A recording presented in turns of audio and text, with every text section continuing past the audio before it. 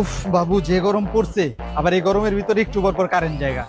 মামা কয়টা টাকা ভিক্ষা দেন না মামা, এসি কিনুম।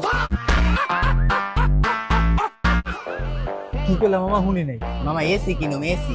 কি, তুমি এসি কিনবা দেখে ভিক্ষা করতেছো? হ তো এটা তো অবাক আর কি আছে।